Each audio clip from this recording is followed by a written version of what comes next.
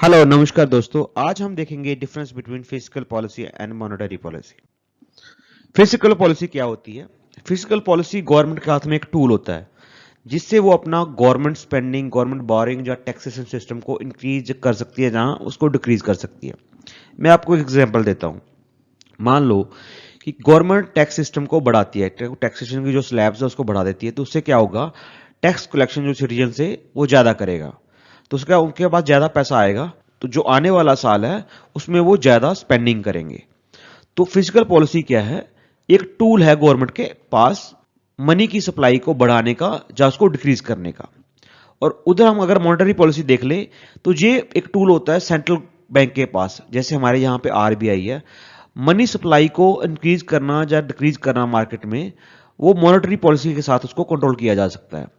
ये क्या करते हैं उसमें कि इंटरेस्ट रेट को इंक्रीज या डिक्रीज कर देते हैं। अगर इंटरेस्ट रेट बढ़ जाएंगे तो क्या होगा कि लोग कम लोन लेंगे और मनी का सप्लाई रुक जाएगा। उससे क्या होगा? इन्फ्लेशन कम हो जाएगा। जैसे ही इन्फ्लेशन बढ़ता है तो आरबीआई जो होता है वो अपने आप ही उस रेट ऑफ इंटरेस्ट को बढ़ा देता है। इसको इन्फ्लेशन को कंट्रोल करने के लिए मार्केट में ये आरबीआई के हाथ में एक बहुत बढ़िया टूल है जिसको बोलते हैं मॉनेटरी पॉलिसी। तो सेकंड पॉइंट वही है कि फिजिकल पॉलिसी जो है इसका मेयर कौन लेता है? गवर्नमेंट। और मॉनेटरी पॉलिसी का जो मेयर है वो लेता है सेंट्रल बैंक। फिजिकल पॉलिसी का कोई भी स्पेसिफिक टारगेट नहीं होता। जैसे कि जब भी आप कोई टैक्सेशन सिस्टम को बढ़ा रहे हो या क्लाउड कंट्रोल कर रहे हो, जब गवर्नमेंट की स्पेंडिंग को आप इंक्रीज कर रहे हो या डिक्रीज कर रहे हो, तो उसमें कोई स्पेसिफिक टारगेट नहीं होता है कि आपको इतना करना है। But in case of monetary policy ये वर्ल्ड वाइड एक रूल है कि जो इन्फ्लेशन रेट है उसको 4% के अराउंड रखना है। अगर 4% इन्फ्लेशन रेट रहेगा तो वह कंट्री अच्छी तरह ग्रोथ करेगी। ना 4% से कम होना चाहिए, ना 4% से ज्यादा होना चाहिए। तो हमेशा हर सेंट्रल बैंक का एक टारगेट होता है कि हमें जो कंट्री का जो इन्फ्लेशन रेट है उसको 4% के अराउंड रखना है। फिजिकल पॉलिसी का जो इफेक्ट होता है वो गवर्नमेंट की स्पेंडिंग के ऊपर या उसके बजट के ऊपर पड़ता है। अगर ज्यादा टैक्स कलेक्शन होगा तो ज्यादा खर्च कर पाएंगे, अगर कम टैक्स कलेक्शन करेंगे तो कम कर पाएंगे। तो जब भी फिजिकल पॉलिसी में कोई चेंज होगा तो उसका डायरेक्टली इफेक्ट क्या होगा? वो गवर्नमेंट के बजट के ऊपर और उसकी बोरोइंग के ऊपर को इफेक्ट करेगी। मॉनेटरी पॉलिसी जो है वो क्या किस चीज को अफेक्ट करती है? एक्सचेंज रेट को अफेक्ट करती है, हाउसिंग मार्केट को अफेक्ट करती है, लोन्स को अफेक्ट करती है।